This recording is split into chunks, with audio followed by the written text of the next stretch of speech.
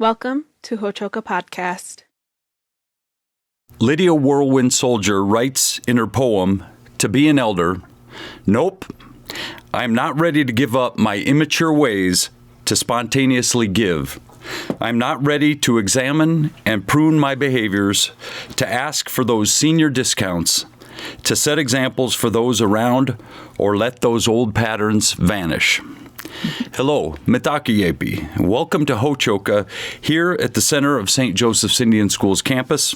I'm Scott Wooster, your Hochoka host, and today we're joined by Lydia Whirlwind Soldier, a special guest on Hochoka this season, who has been sharing her poetry with us.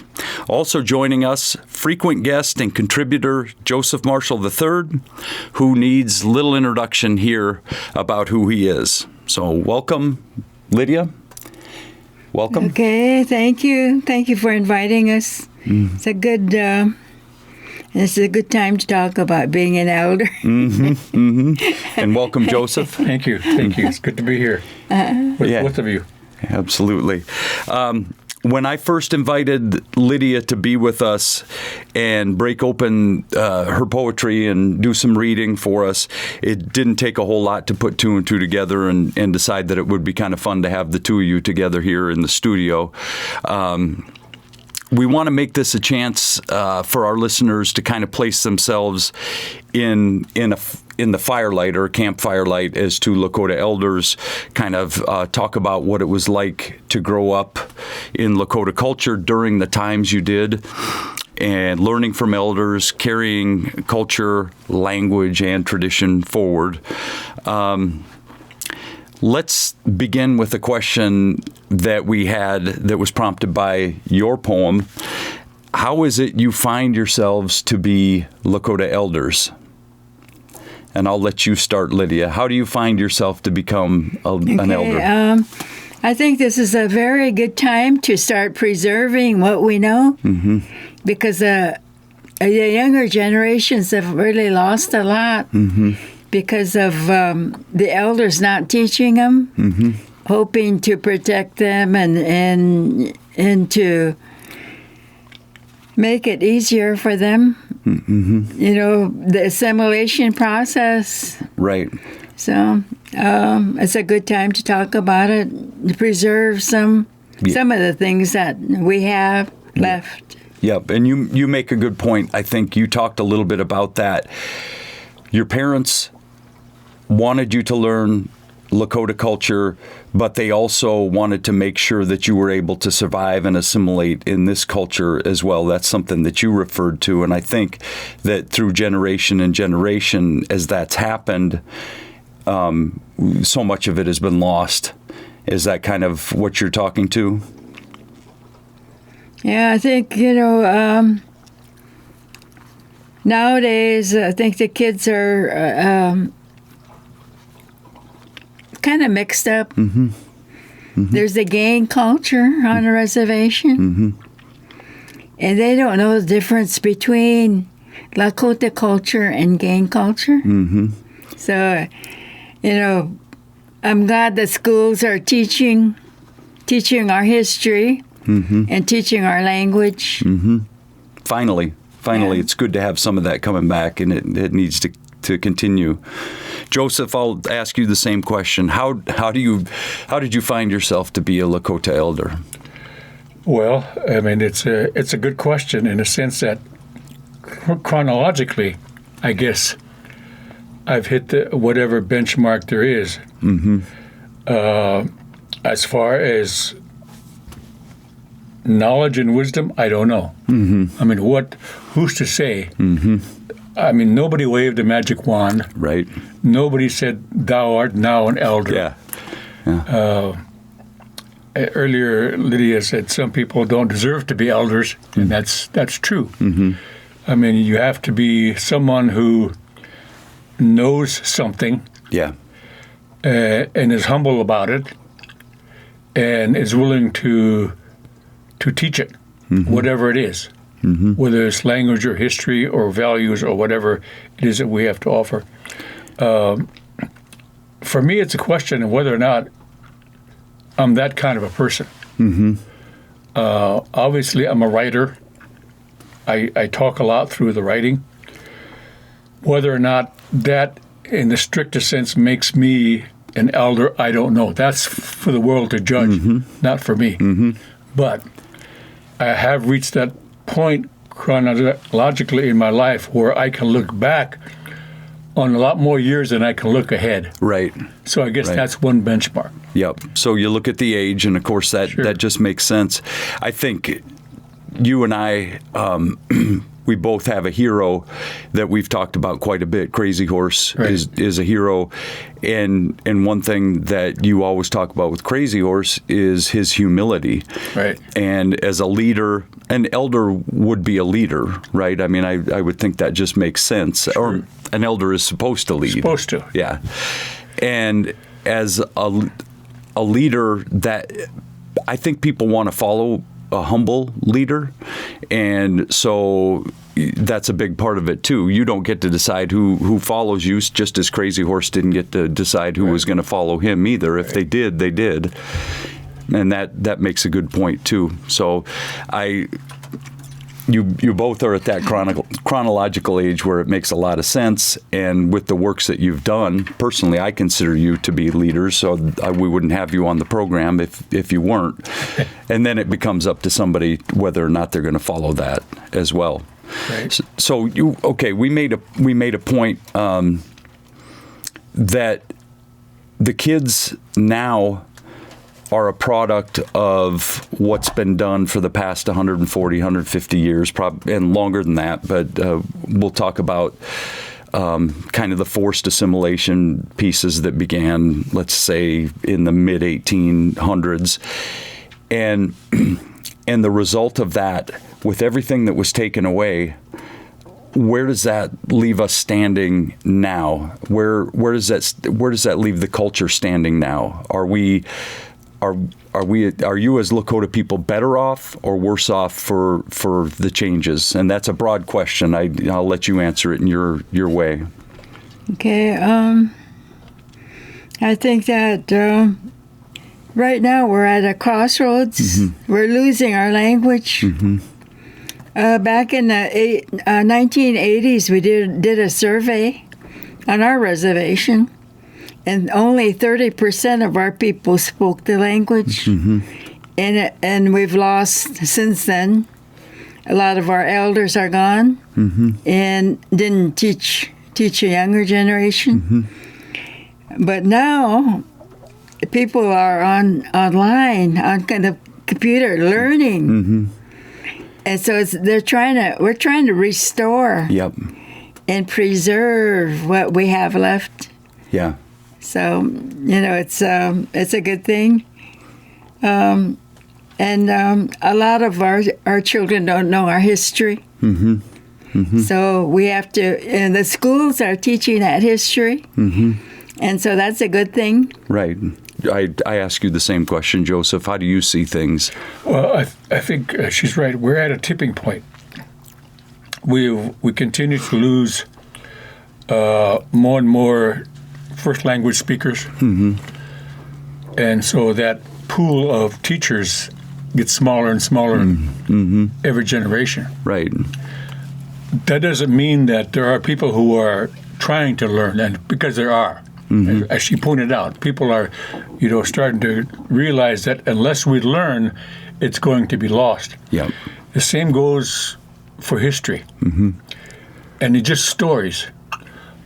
As a child in school, I never heard any of the stories that my grandparents were telling me at home. I got Little Red Riding Hood and Ring Around the Rosie and all that stuff. Yeah.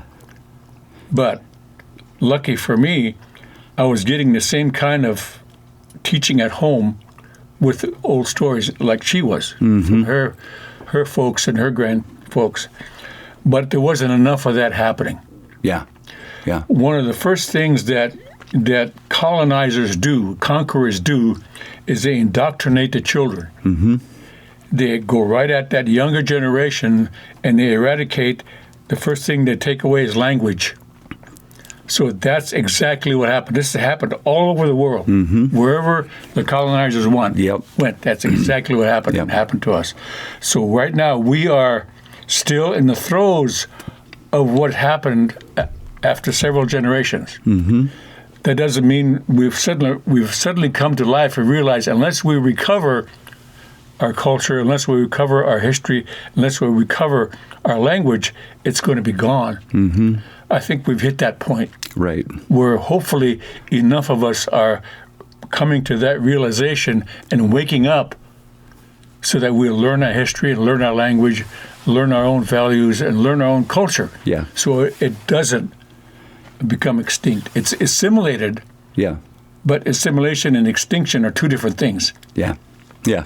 Can you speak to the way that advancement in knowledge may help with the resurgence of culture and language? And I'm thinking of online courses. I'm thinking of in 1900 there was no university named after spotted tail. There were none of those things that were advancing this. Can that advancement catch up before some of these things go extinct? I hope so. I hope so too. Yeah. I hope so too. Yeah. And so bets on the table. What do you, as elders, you've seen a lot, you have the wisdom that a lot of people don't. What's your bet? I mean, where do you see this headed? Are you hopeful? Are you very concerned, or both? Well, we have to be hopeful. I mean, there's no getting around that, because if we lose the hope, then we lose the will to do anything about it. Whether it's learning a language, teaching our history, or going to a powwow or a Sundance, if we don't hope anymore, we're not going to do anything about it to recover it. So there's obviously an effort going on now on several fronts. We're using technology to help us recover any or all of that, which is a good thing, and it can be. We need to make better use of it, so that we can use it as a tool rather than see it as an enemy. Yeah. So that's a good thing. Yeah. But along with that, it's not going to solve the whole problem. Right. Enough of the younger generations, and there's more than one younger generation, have to realize that unless they make the effort to learn the language, to learn the history, the culture is going to die out. And once they reach that realization, then that's when effort is going to follow hope and then and into action. Yeah. And more people will hopefully do all of that stuff, learn the language, learn the history, and so forth. In my family, it's 3 generations, boarding school generations. And so it's going to take time, time for us to, because it isn't just language. Right. Our philosophy is entwined there. It's part of it. And our culture and our even our child rearing practices, we've lost those. Right. And because of the boarding school. Right. And we've learned abuse that we didn't have before in our families. Right. It was the way that I grew up at home. No World War soldier ever raised a hand to me. All it took was a look and know that I should do better. And you paid attention. Exactly. And or gentle talk. Yep. So that's, at home, I grew up in a real gentle environment. And then at school, it was completely different. Yeah. It's very abusive, and verbally, and physically, and mentally, emotionally. Yeah. So there were 2 completely different worlds Yeah. that I had to adjust to. So language is important, but it's a bigger, far bigger issue than just relearning the language. It's about learning the ways. Can you speak to that, Joseph, about what that means to you? Well, culture is a lot of things. language is the glimpse into the culture. Once you learn the language, you a whole different awareness comes to you because of the words that you know. But again, other than the language, there are the values that we live by. As she alluded to, there are, the way that Native children, Lakota children, were educated before reservations was a one-on-one mentoring system. It was very effective. Yeah. We don't do that anymore. Yeah. Some families still do, sort of, Yeah. but not to the extent that it used to be. Yeah. And it was a very effective system. It worked then. It can work now if we were allowed to do it. Yeah. But we need to try to get back to those ways that made us a very strong, very cohesive society and a very caring society. We took care of one another. Nobody went without. If we had the ability to help somebody, we did. We didn't say, "Well, too bad. They're poor. They don't have a job." None of that happened. Right. So we have to go back to those values that made us a very strong, very caring, compassionate society, and we're still not there. Right. We have to learn it first, learn it, and then put it into practice. Yeah. I was struck by a story that Lydia told years ago that I heard. That when she first went to boarding school, for some reason she was punished and she was stuck in a closet. She said the closet was dark and scary, and the only air she could get was to lay down at the bottom of the door and get air from the bottom of the door. And that speaks to how stubborn and strong she could be, and that we all need to be. Yeah. To even take what little air we can, a little at a time, in order to survive it. Yeah. Yep. Yeah. I think child rearing practices, there's really, I was talking to one of my friends. I said, I was punished because I didn't look the teacher in the eye when she was scolding me. And she grabbed me, hit me, and said, "Look at me when I'm talking to you." Right. And to us, we don't. Right. We glance, look, but if we stare at somebody, I'm challenging you. Yeah. You better look out because I'm challenging you. Yeah. Yeah. And to us, that was, if I was staring at her, I would have been challenging her in my way, our culture. Yep. And I was trying to show her respect, and I was looking down.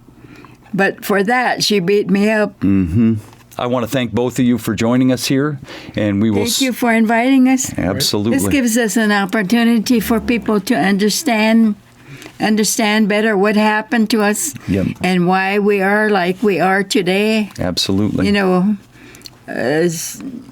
We have so much to relearn and so much to learn from white society, too. And we'll get a chance to talk about that some more in our next episode. So thank you again. And thank you to our audience for joining us here at Ho-Chokeh at the center of St. Joseph's Indian School campus, where we talk about issues that are central to Native American education today. Till next time, stay centered.